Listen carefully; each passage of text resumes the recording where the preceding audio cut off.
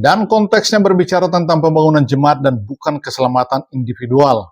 Lalu siapa saja yang menjadi pembangun atau pekerja itu? Dan hari ini kita akan berbicara tentang berbagai jenis dari material yang digunakan dalam pembangunan gereja Allah atau jemaat Allah.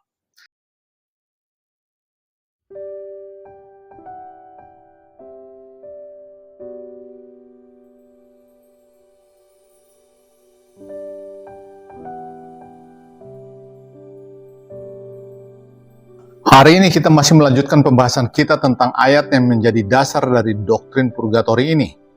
Di video pertama kita sudah melihat tentang sejarah purgatori, lalu latar belakang dari 1 Korintus 3 yang sebenarnya adalah penjelasan Paulus tentang pengajaran Yesus di Matius 12. Dan konteksnya berbicara tentang pembangunan jemaat dan bukan keselamatan individual. Lalu siapa saja yang menjadi pembangun atau pekerja itu? Dan hari ini kita akan berbicara tentang berbagai jenis dari material yang digunakan dalam pembangunan gereja Allah atau jemaat Allah. Saya ingin menekankan sekali lagi bahwa ayat-ayat di 1 Korintus 3 ini berkenaan dengan orang Kristen yang terlibat secara aktif sebagai rekan kerja Allah di dalam membangun jemaatnya. Dan saya mau berkata bahwa jika Anda tidak berminat untuk menyelamatkan orang lain, maka peluang Anda untuk menyelamatkan diri sendiri mendekati 0%. Lalu apakah pekerjaan yang akan diuji dengan api di ayat 13 itu? Pekerjaan tidak bisa diuji dengan api. Pekerjaan adalah suatu kegiatan dan kegiatan tidak bisa diuji. Kata pekerjaan di sini tidak mengacu pada kegiatan, tetapi pada hasil dari kegiatan tersebut. Emas dan perak serta barang-barang lain itu bukanlah pekerjaan, tetapi bahan baku yang dipakai untuk bekerja. Jadi mengenai apakah pekerjaan itu? Alkitab tidak membiarkan kita untuk menebak-nebak. Firman Allah telah memberitahu kita dengan sangat jelas, dan kita akan melihat dengan lebih mendalam lagi. Di 1 Korintus 3 ayat 12, entahkah orang membangun di atas dasar ini dengan emas, perak, batu permata, kayu, rumput kering, atau jerami? Ada terdapat 6 bahan yang disebutkan di sini. 3 bahan yang sanggup menahan api, emas, perak, dan batu permata, dan 3 bahan lainnya yang tidak tahan api, kayu, rumput kering, dan jerami. Lalu apa makna dari ke-6 jenis bahan baku yang dipakai sebagai dasar tersebut? Saya memulai dari bahan terakhir di ayat ini, jerami. Apakah yang disebut dengan jerami itu? Pada masa panen, apakah yang dikerjakan oleh para petani? Mereka memotong bagian atas tangkai gandum. Bulir-bulir gandum itu terletak di bagian pucuknya. Jadi bagian yang dibawanya, batang gandumnya dibiarkan tertinggal. Bagian batang yang ditinggalkan itulah yang disebut jerami. Jerami ini kadang-kadang dipakai untuk membuat atap rumah. Jika Anda menjalin banyak jerami, Anda memang bisa menjadikannya bahan bangunan. Namun ia tidak tahan api, juga tidak begitu bagus menahan air. Namun bisa diandalkan sebagai tempat berteduh sementara. Di Matius 11 ayat 7, Anda akan menemukan kata Yunani yang persis sama dengan di 1 Korintus 3 ini, yang diterjemahkan dengan kata jerami. Akan tetapi di Matius 11 ayat 7 diterjemahkan dengan kata bulu.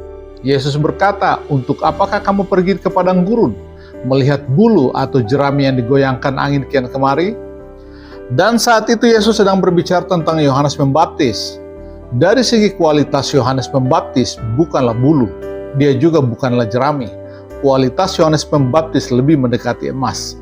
Atau di Matius 12 ayat 20 misalnya, kata Yunani yang sama diterjemahkan dengan kata bulu. Bulu yang patah terkulai tidak akan diputuskannya, dan sumbu yang pudar nyalanya tidak akan dipadamkannya. Apakah bulu yang patah terkulai itu? Bulu di sini menggambarkan seorang yang berdosa yang rapuh. Dan di sini Yesus berkata, aku datang untuk membawa orang berdosa bertobat, bukan untuk menghancurkan mereka, bukan untuk menghakimi, melainkan untuk menyelamatkannya. Jadi bulu atau jerami adalah gambaran tentang manusia yang berada di dalam dosa, tentang seorang berdosa. Mari kita bergerak ke rumput kering. Apa yang disampaikan 1 Petrus 1 ayat 24 kepada kita? Semua yang hidup adalah seperti rumput dan segala kemuliaannya seperti bunga rumput. Ini menggambarkan manusia dalam keadaan alaminya atau manusia duniawi. Yang berikutnya adalah kayu. Kata kayu di dalam Alkitab kembali merupakan gambaran tentang manusia. Sebagai contoh kita lihat di dalam Perjanjian Baru. Lukas 23 ayat 31. Sebab jikalau orang berbuat demikian dengan kayu hidup, apakah yang akan terjadi dengan kayu kering? Di 1 Korintus 3 ayat 12 yang dimaksudkan adalah pohon dalam pengertian yang sudah ditebang menjadi balok kayu. Kayu hidup di dalam Alkitab adalah gambaran tentang orang benar, dan kayu kering adalah gambaran manusia atau orang yang berdosa. Gambaran ini sering dipakai oleh Yehezkiel 17. Camkanlah poin ini baik-baik. Ketiga jenis bahan ini, yakni jerami, rumput kering, serta kayu, semuanya mengacu pada manusia dalam keadaan alamiahnya atau manusia duniawi. Bagaimana dengan emas, perak, atau batu permata? Bahan-bahan ini juga mengacu pada manusia, berdasarkan pada kualitasnya. Dan di dalam Alkitab mereka selalu mengacu pada orang-orang yang saleh. Perhatikan kata batu permata. Satu referensi mengenai batu permata dapat ditemukan di 1 Petrus 2 ayat 5. Rasul Petrus berkata kepada orang-orang Kristen, "Kamu juga dipergunakan sebagai batu hidup untuk pembangunan suatu rumah rohani atau bait Allah yang kudus." Bukankah itu juga yang merupakan maksud perkataan Paulus? Jadi Petrus di 1 Petrus 2 ayat 5 menyampaikan hal yang sama dengan yang disampaikan oleh Rasul Paulus di 1 Korintus 3 ayat 9. Kalian adalah batu-batu hidup yang berharga karena hidup Allah ada di dalam diri kalian dan kalian dipakai untuk pembangunan bait Allah. Sekali lagi kita mendapati bahwa batu adalah gambaran tentang orang-orang. Namun kali ini gambaran ini mengacu pada orang-orang Kristen yang saleh. Bagaimana dengan emas dan perak? Sama persis. Paulus menggunakan ungkapan ini di 2 Timotius 2 ayat 20. Dia berbicara tentang orang-orang Kristen sebagai alat-alat yang diperbuat dari emas atau perak. Emas dan perak mengacu pada orang-orang dan dia melanjutkan dengan berkata, "Jika seorang menyucikan dirinya dari hal-hal yang jahat, ia akan menjadi perabot rumah untuk maksud yang mulia. Akan tetapi jika Anda tidak menyucikan diri, maka Anda menjadi perabotan yang tidak mulia. Dan tahukah Anda apa yang diperbuat orang Yahudi terhadap perabotan yang tidak mulia? Seperti bejana yang sudah tercemar, bejana itu dibanting, dipecahkan atau dihancurkan dan tidak akan dipakai lagi." Bagi orang-orang Yahudi, kesucian moral sangatlah penting. Bejana yang tidak murni secara moral telah menjadi haram dan akan dihancurkan. Itu sebabnya di 2 Timotius 2 ayat 22, ayat setelahnya, Paulus segera menyuruh Timotius untuk menjauhi nafsu orang muda. Dia ingin agar Timotius tetap menjadi bejana yang suci dan tidak menjadi tercemar, melainkan tetap menjadi bejana kemuliaan, perabotan emas atau perak. Jadi sebagai kesimpulan untuk pembahasan tentang bahan baku ini, kita telah melihat bahwa bahan baku ini mengacu pada orang-orang. Dan ini sangatlah mudah untuk dipahami karena dengan apakah Anda akan membangun gereja? Gereja di dalam Alkitab bukan berarti bangunan sebuah gedung. Gereja itu terdiri dari orang-orang. Jika saya membangun jemaat Allah, itu berarti saya membangun jemaat Allah dengan bahan baku berupa orang-orang, bukan dengan kayu, batu, atau batu kali. Malahan jemaat zaman awal tidak mempunyai satupun gedung gereja. Mereka tidak memiliki gedung gereja sampai dengan abad kedua atau ketiga Masehi. Mari kita melihat hal apakah yang begitu berharga di mata Allah, yang menentukan bahwa bahan bakunya adalah emas atau perak.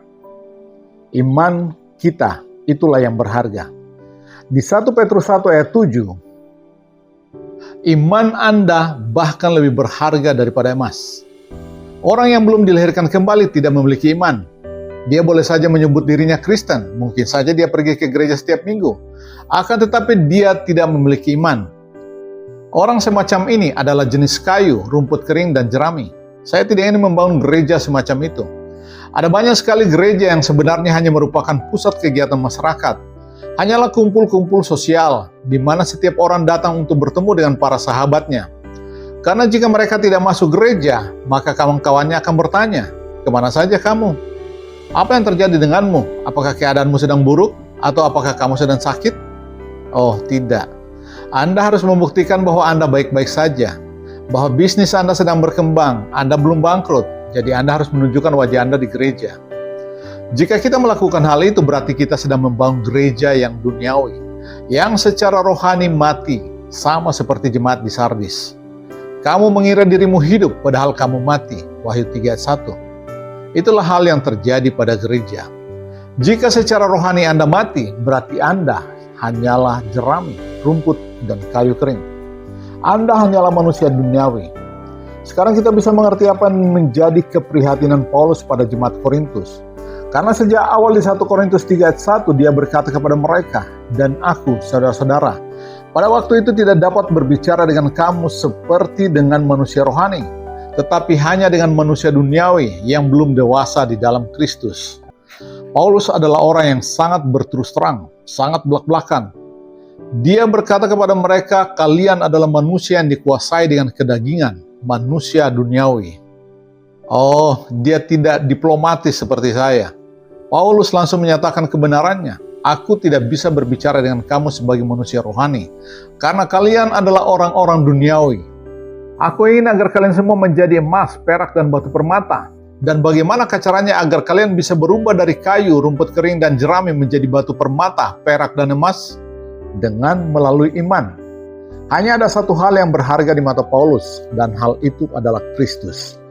Sedemikian berharganya Kristus sehingga di dalam Filipi 3 ayat 8 dia berkata, malahan segala sesuatu kuanggap rugi, karena pengenalan akan Kristus Yesus Tuhanku lebih mulia daripada semuanya. Oleh karena dialah aku telah melepaskan semuanya itu dan menganggapnya sampah supaya aku memperoleh Kristus. Semakin kita menjadi serupa dengan Kristus lewat iman, berarti semakin kita menjadi sama dengan emas, perak, dan permata. Paulus memiliki satu tujuan, yakni menjadikan setiap orang Kristen serupa dengan gambaran Kristus, dengan memimpin tiap-tiap orang kepada kesempurnaan di dalam Kristus. Saat kita ditransformasi, kita memiliki pikiran Kristus. Lalu apa pikiran Kristus itu? Pikiran Kristus adalah kerelaan mengorbankan nyawa bagi orang lain. Paulus begitu peduli akan hal ini sehingga dia selalu mengajari jemaat-jemaat. Hendaklah kalian saling membangun, itulah tugas kalian. Dia tidak berkata cukup bangun dirimu sendiri. Tidak.